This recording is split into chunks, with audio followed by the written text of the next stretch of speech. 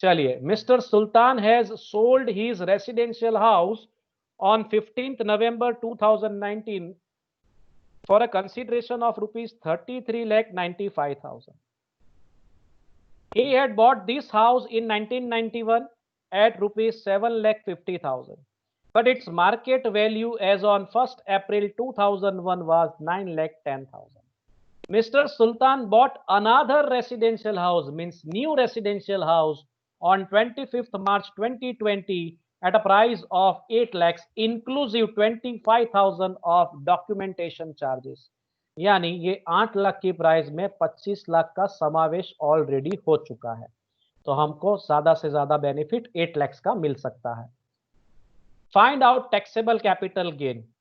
हमको index cost भी सम में दिया होगा। इंडेक्स कॉस्ट हमें बाय हार्ट करने की जरूरत नहीं, मेमोराइज करने की जरूरत नहीं है, सम में दिया होगा। हमें सिर्फ वैल्यूएशन कैसे करना है, कैलकुलेशन कैसे करना है, वो आना चाहिए। तो दोस्तों, इस सम के अंदर टोटल 3 ट्रांजैक्शंस आपको दिखेंगे। नंबर 1, एसेट जो है वो बेची गई है, और वो जो बेची गई है वो 2019-20 में बेची हुई होनी चाहिए। हमारी तीसरी शर्त थी, the asset sold must be sold in previous year. तो हमारा प्रीवियस ईयर क्या है, 1920। तो हाँ सर, 1920 में ये एसेट बेची गई है, बराबर है। तो हम सबसे पहली एंट्री इसकी करेंगे। हमने एसेट बेची, एसेट बेचने से हमें जो फायदा हो रहा है वो हमें यहां दिखाना होगा। तो वो उसके वैल्यूएशन पे हम चल रहे हैं। सबसे पहले हम स्टेटमेंट बनाने वाले हैं, और स्टेटमेंट जब हम बनाएंगे तो हम सबसे पहले हेडिंग क्या लिखेंगे सर? स्टेटमेंट का हेडिंग अब आप डालना है आपको। नोटबुक, पेंसिल, बॉल पेन वगैरह सब रेडी होना चाहिए आपके पास। लेट्स स्टार्ट द सम। सबसे पहले हेडिंग होना चाहिए स्टेटमेंट का। स्टेटमेंट का हेडिंग क्या लिखेंगे sir? Statement of taxable capital gain of mister Sultan. Heading लिखनी है सिस्टमेटिकली, अच्छे से हेडिंग लिखनी है, इज्जत देनी है स्टेटमेंट को। पता चलना चाहिए आप किस चीज का स्टेटमेंट बना रहे हो, किस व्यक्ति का स्टेटमेंट बना रहे हो, ये सब पता चलना चाहिए। आपका स्टेटमेंट क्या कैलकुलेशन कर रहे हो, हेडिंग से पता चलता है। हेडिंग लिखना जरूरी है। चलिए, उसके बाद ये आपने हेडिंग लिख ली होगी, मान लेता हूं प्रीवियस ईयर 1920 खास लिखना है, जैसे हमने फॉर्मेट में ऊपर देखा था, क्योंकि हम मिस्टर सुल्तान का प्रीवियस ईयर का 1920 का स्टेटमेंट बना रहे हैं, करंट ईयर में बना रहे हैं। असेसमेंट ईयर 2021 में हम उसका वैल्यूएशन कर रहे हैं। करंट ईयर में पिछले साल की इनकम का वैल्यूएशन कर रहे हैं, कैपिटल गेन का वैल्यूएशन कर रहे हैं। स्टेटमेंट में अब हम हेडिंग डालेंगे। 3 कॉलम रेडी करनी है आपने, और उसमें हम हेडिंग डालेंगे। हेडिंग में 3 चीजें होगी, पर्टिकुलर्स, रुपीज, रुपीज। इस तरीके से आपने हेडिंग डाल देनी है। बाद में कैपिटल गेन स्टेटमेंट के अंदर सबसे पहली एंट्री किस चीज की होगी सर? हमने जो एसेट बेची है उसमें से हमें जो सेल्स प्राइस मिली है, जो सेल्स कंसीडरेशन हमने प्राप्त की है, उसकी हमारी पहली एंट्री होगी दोस्तों। तो उस पर चलते हैं सर। पहली हेडिंग होगी सेल्स कंसीडरेशन की। एसेट बेची, और उस एसेट्स को बेचने के बाद आपको जो उसकी सेल्स प्राइस मिल रही है, जो अमाउंट मिल रही है, उसकी एंट्री करेंगे। तो एसेट बेची है 15 नवंबर 2019 में, हाउस प्रॉपर्टी बेची है, और उसकी वैल्यू हम लिखेंगे 33,95,000। अब इस एसेट को बेचते वक्त क्या कोई खर्चा हुआ था? उसकी एंट्री देखते हैं। कोई ब्रोकरेज वगैरह, कोई सेलिंग एक्सपेंसेस, कोई ट्रांसफर चार्जेस वगैरह कोई खर्चा सब में दिख रहा है इसी स्टेटमेंट में? नहीं सर, वैसा कोई खर्चा नहीं दिख रहा है। फिर भी हम यहाँ पे उसकी वैल्यूएशन कर रहे हैं, लिख रहे हैं, स्टेटमेंट में दिखा देते हैं कि सर ऐसा कोई खर्चा नहीं है, नील है। चलिए, जो अमाउंट अब हमें मिलेगी उस अमाउंट को हम क्या मानेंगे सर, क्या कहेंगे सर? उस अमाउंट को हम मानेंगे नेट कंसीडरेशन। हम क्या मानेंगे उस अमाउंट को? नेट कंसीडरेशन मानेंगे। तो हमारी नेट कंसीडरेशन की अगली एंट्री होगी, मकान बेचा, तिजोरी में कितना रकम आया, कितनी चकाचकी मिली? 33,95,000 इतनी हमें कैश मिली है, पेमेंट मिल गया है, ये एसेट आपने बेच दी है। चलिए आगे बढ़ते हैं। आगे क्या आएगा? जनरल डिडक्शन के बाद क्या आता है सर? Specific deduction. तो अब स्पेसिफिक डिडक्शन पे आगे चलते हैं। स्पेसिफिक डिडक्शन में सबसे पहली एंट्री किस चीज की होगी? इंडेक्स कॉस्ट ऑफ एक्विजिशन आता है। पहली एंट्री किसकी होगी? Index cost of acquisition.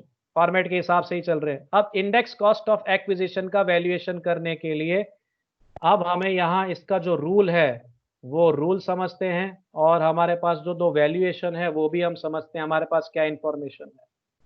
तो अब आपके सामने स्टेटमेंट के सामने उसका रूल आपको दिख रहा होगा। रूल क्या कह रहा है? रूल हमने आगे पढ़ा था आज के डिस्कशन में। इंडेक्स कॉस्ट ऑफ एक्विजिशन के वैल्यूएशन का रूल देखते हैं। ये रूल कब देखना है? If the asset is purchased before 1/4/2001, अगर एसेट कोई एसेट 1/4/2001 से पहले की परचेस की है तो हमें ये रूल देखना है। खास ध्यान रखना, if the asset is acquired before 1/4/2001, तो ही ये रूल ध्यान में लेना है। हमारी एसेट 1/4/2001 के पहले की है। 1991 में ये एसेट खरीदी गई थी 7.5 लाख में, इसलिए हम ये रूल देख रहे हैं। If the asset is purchased और एक्वायर्ड बिफोर 1/4/2001, जैसे मैंने अभी आपको कहा, तब हमें दो प्राइस की कंपैरिजन करनी है। इसका ओरिजिनल प्राइस और फेयर मार्केट वैल्यू कंसीडर करेंगे, ध्यान में लेंगे, कंपेयर करेंगे। whichever is higher will be taken for the calculation of index cost of acquisition। मुझे index cost of acquisition calculate करना है। अगर एसेट 1/4/2001 से पहले की परचेस की है तो मुझे दो प्राइस ध्यान में लेनी होगी कंपैरिजन के लिए। अगर सम में दी हो तो सर इसकी प्राइस ओरिजिनल प्राइस 7.5 लाख है, साथ साथ में मार्केट प्राइस 10 साल के बाद की यानी 2001 की दी हुई है, हमेशा 2001 की होगी क्योंकि वो हमारा बेस ईयर है। वो 9,10,000 दिया हुआ है, सब में हमेशा दी होगी वैल्यूएशन में, तो हम उसको ध्यान में लेंगे। अब original cost of house before 1/4/2001 यानी 1991 वाली प्राइस 7.5 लाख ध्यान में लेंगे। फेयर मार्केट वैल्यू ध्यान में लेंगे 2001 की। इन दोनों में से जो ज्यादा होगी वो हमारी राधा होगी। उसके बेसिस पे हम क्या कैलकुलेट करेंगे दोस्तों? Index cost of acquisition calculate करेंगे, यानी हम 9,10,000 पे वैल्यूएशन करेंगे। इन दोनों में से ज्यादा वही है। अब पहले हम फॉर्मूला लिखेंगे। इंडेक्स कॉस्ट ऑफ एक्विजिशन का फॉर्मूला क्या है वैल्यूएशन के लिए? तो हम इन दोनों में से हमने कौन सी प्राइस ली सर? ओरिजिनल कॉस्ट लिया? नहीं सर, वो कम है, हमने वो नहीं लिया। हमने फेयर मार्केट वैल्यू लिया। तो फॉर्मूला में हम क्या लिखेंगे? दो में से हम कौन सा ध्यान में लेंगे सर? जो हायर है वो। तो हायर कौन सा है sir? Fair market value higher है, तो हम वो ध्यान में लेंगे। तो फॉर्मूला में हम क्या लिखेंगे? Fair market value multiply by current cost inflation index, यानी 19-20 वाला इंडेक्स ध्यान में लेंगे, और कॉस्ट इन्फ्लेशन इंडेक्स जिस साल में हम जो प्राइस कंसीडर कर रहे हैं उस साल का इंडेक्स ध्यान में लेंगे। 1/4/2001 का मतलब क्या हो गया? 2001-2 का इंडेक्स हम ध्यान में लेंगे। मान लीजिए अगर हम ऊपर की प्राइस भी लेते तो वो तो 1991 का है, तब का इंडेक्स हमारे पास नहीं है, तो हम बेस ईयर का ही इंडेक्स लेते, मिनिमम 100 ही लेते सर। तो अब इसका कैलकुलेशन कैसे होगा देखते हैं। सर हमने फेयर मार्केट वैल्यू ध्यान में लेना था, तो हमने ध्यान में लिया 9,10,000 multiply by current cost inflation index. आपको याद ही होगा, सब में दिया हुआ है। 2019-20 का इंडेक्स क्या है? 289 सब में दिया हुआ है, वो हमने ध्यान में लिया। नीचे का इंडेक्स क्या लेना है सर? 2001-2 का इंडेक्स लेना है। कितना है? 100। वैल्यूएशन करेंगे, कैलकुलेटर का उपयोग करेंगे, तो आंसर क्या आएगा? 26,29,000 का हमें स्पेसिफिक डिडक्शन का फायदा मिलेगा। तो अब हम उसकी एंट्री करेंगे स्टेटमेंट में। सीधा आउटर कॉलम में मैं लिखूंगा क्योंकि इस सब में एक ही डिडक्शन है, index cost of acquisition. Index cost of improvement इस सब में उसकी कोई इंफॉर्मेशन नहीं। मकान में कोई एडिशनल एक्सपेंडिचर नहीं किया गया है, कोई खर्चा नहीं किया गया एक्स्ट्रा, नहीं तो उसका वैल्यूएशन करके फायदा लेते।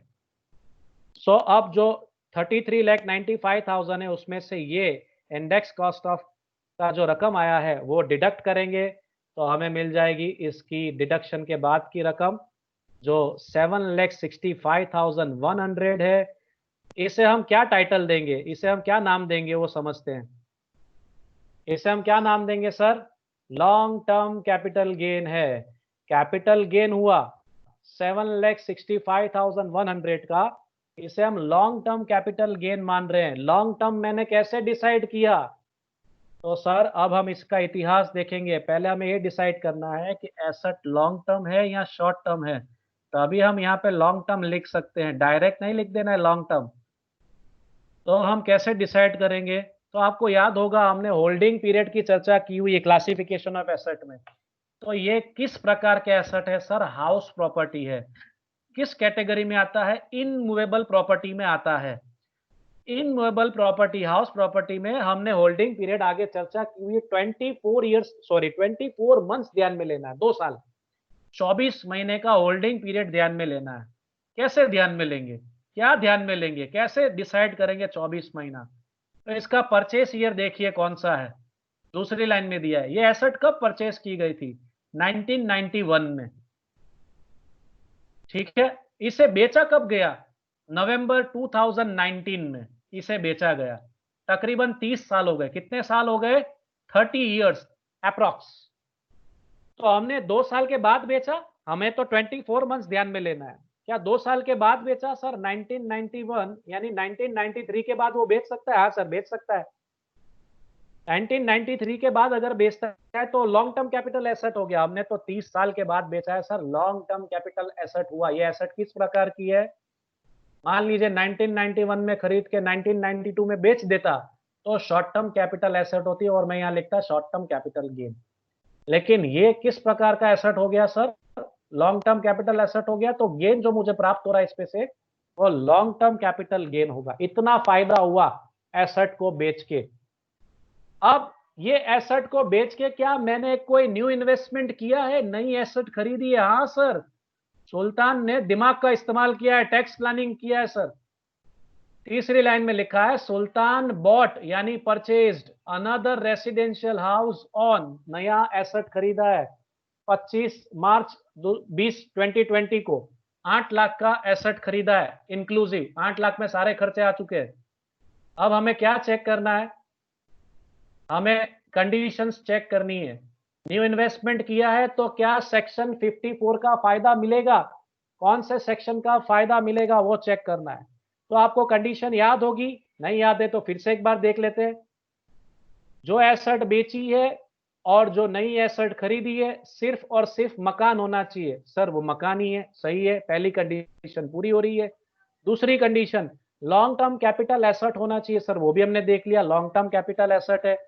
तीसरी शर्त क्या है? एसेट हैज बीन ट्रांसफर्ड और sold during the previous year. हाँ सर, जो एसेट बेची है नवंबर 2019 को बेची, यानी 19-20 में ही बेची है। सर सही है, ये कंडीशन भी पूरी हो रही है। चौथी कंडीशन में हमारी दूसरी वाली कंडीशन पूरी हो रही है। पहले पुरानी एसेट बेची नवंबर 2019 में और नई एसेट खरीदी मार्च 2020 में, 2020 में, यानी 5 महीने के अंदर नई एसेट खरीद ली। हमारे पास कितना समय था? हम नई एसेट 2 साल के अंदर खरीद सकते हैं। पुरानी बेचने के बाद, आफ्टर बाद हम नई एसेट 2 साल के अंदर खरीद सकते हैं। हमने खरीद ली है तो ये शर्त भी पूरी हो रही है। क्या जो एसेट खरीदी है 3 साल के अंदर बेच तो दी है? सर ऐसा कुछ बोला नहीं है सब में, यानी नहीं बेची है। ये जो एसेट खरीदी है भारत में खरीदी होगी ऐसा मान लेते हैं, सब में इंफॉर्मेशन नहीं अपन मान लेते हैं। तो ये सारी कंडीशन पूरी हो रही है तो मुझे यहाँ पे फायदा मिलेगा किसका? सेक्शन 54 का एग्जम्पशन में ले सकता हूं। तो अगली एंट्री किस चीज की होगी? All the above conditions of section 54 is applicable, fulfilled. तो मुझे फायदा मिलेगा। अब देखिए हमारा गेन कितना है? 7,65,000 के आसपास है। लेकिन हमने इन्वेस्टमेंट ज्यादा कर दिया है तो कोई गुना नहीं कर दिया है, ज्यादा कर दिया है तो। आप अगर इन्वेस्टमेंट ज्यादा करते हो तो कोई प्रॉब्लम नहीं है। इन्वेस्टमेंट जितना किया है उतना लिख दो। 8 लाख का इन्वेस्टमेंट किया है, 8 लाख का इन्वेस्टमेंट किया है तो तकरीबन 34,900 बच रहा है। तो हम इनकम टैक्स डिपार्टमेंट में से जाके वो मांग नहीं सकते कि सर मैंने थोड़ा ज्यादा इन्वेस्टमेंट हो गया है मेरे से बाय मिस्टेक, तो क्या मुझे ये रकम मिल सकती है? हम इस तरीके से डिमांड नहीं कर सकते हैं वहां जाके। तो हम हमारा वैल्यूएशन क्या दिखाएंगे? इस एसेट में से मुझे कोई भी टैक्स पे करने का नहीं हो रहा है, यानी मेरी taxable long term capital gain शून्य आ रही है। क्या आ रही है? Taxable long term capital gain मैं नील दिखाऊंगा, विल बी शोन एज नील। तो हमें टैक्स प्लानिंग करके इस तरीके से हमारा टैक्स बचाना होगा। इस तरीके से हम बचा सकते हैं। Taxable long term capital gain आपका आखिरी हेडिंग होगा जो